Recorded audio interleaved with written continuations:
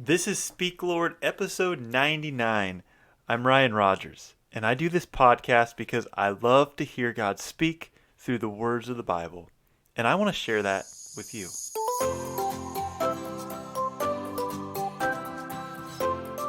Have you ever thought that we can experience the grace and hope of God in hair growing back?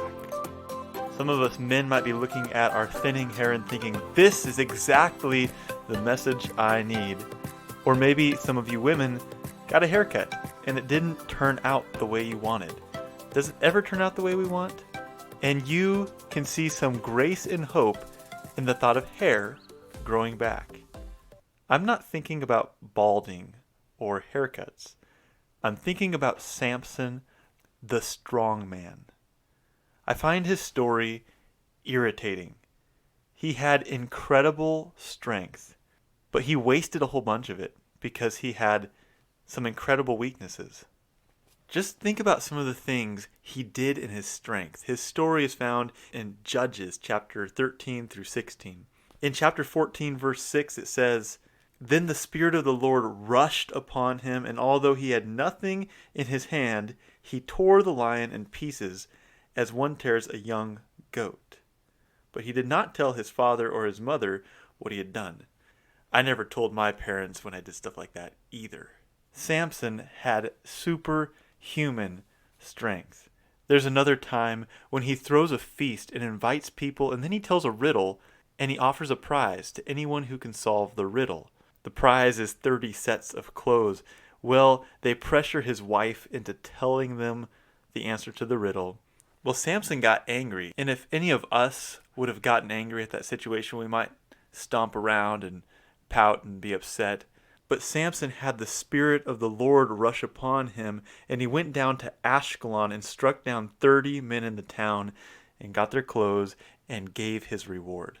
He got really upset this other time when his father-in-law gave away his wife.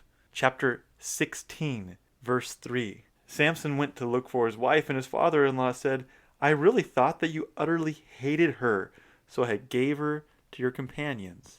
Is not her younger sister more beautiful than she?" We would get upset about that too. But Samson has all this strength to carry out his anger. And he went and caught 300 foxes and tied their tails together and put torches between their tails and sent them into the fields of the Philistines and set them on fire. Later he was bound, and it said the Spirit of the Lord again rushed upon him, and he broke the ropes that were on his arms. And then he found a fresh jawbone of a donkey, and he took it and struck down 1,000 men. And there was this other time when he carried the city gates on his shoulder. Samson had incredible God-given strength. And that's what's so frustrating, is that he also had these weaknesses, and they compromised the good he could do with all his strength. One of his weaknesses was women, and another one was making just really terrible decisions. Samson found his first wife among the Philistines. Chapter 14, verse 3, he said to his father, "Get her for me, for she looks right in my eyes." And anything right about this relationship stopped there. His parents urged him not to find a woman among the enemies of their people. This first wife was not Delilah. She comes later.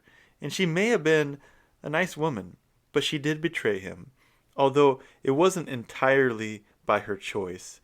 In chapter 14, verse 15, it says, "On the 4th day of the feast, they said to Samson's wife, 'Entice your husband to tell us what the riddle is, lest we burn you and your father's house with fire.'"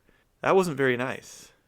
But it shows one of these struggles that have to do with Samson's weakness for women. And then he finds Delilah. Delilah is a prostitute. So right from the very beginning, there are signs that this relationship might not be going in a good direction. The Philistines come to her and offer her money to seduce her husband to find out the secret of his strength. And Delilah doesn't even hide her intentions.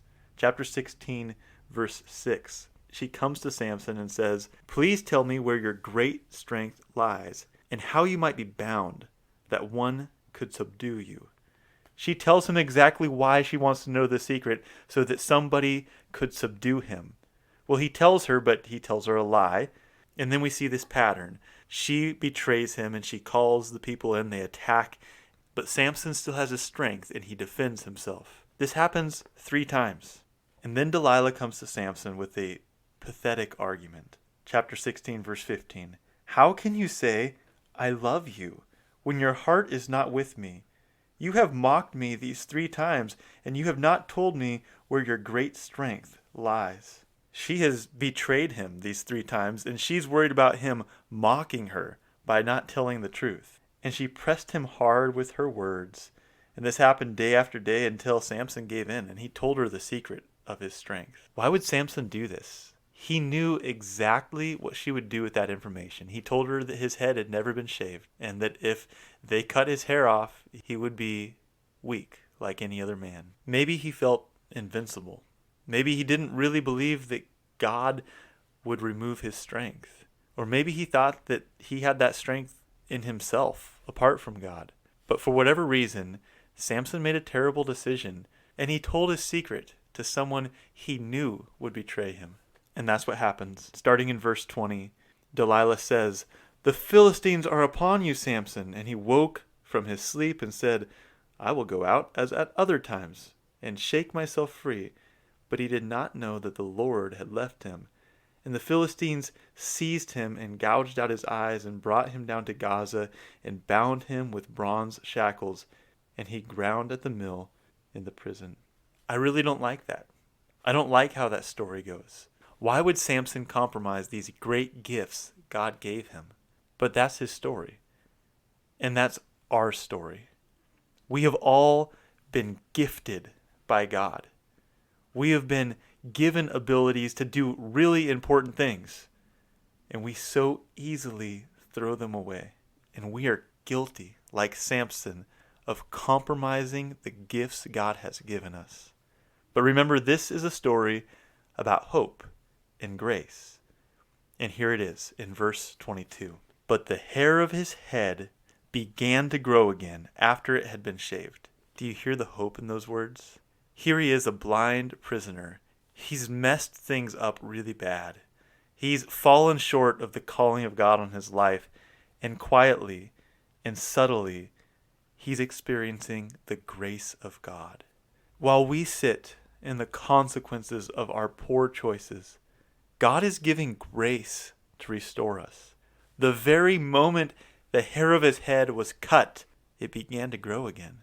Not everything was fixed. He still went into captivity. He still lost his strength. He still became a prisoner. He didn't grow back eyes. There were consequences to his poor choices. But even there was grace and hope. As his hair grew, it was literally God's grace and hope growing in his life. How is God speaking to you in this story? How is he working right now in your life to restore the things that your poor choices have wasted? Can you have hope today in the quiet, constant grace of God? Speak, Lord. Your servant is listening. You can find more of Speak, Lord by searching for Palmer SDA Church wherever you get podcasts and at PastorRyanRogers.com.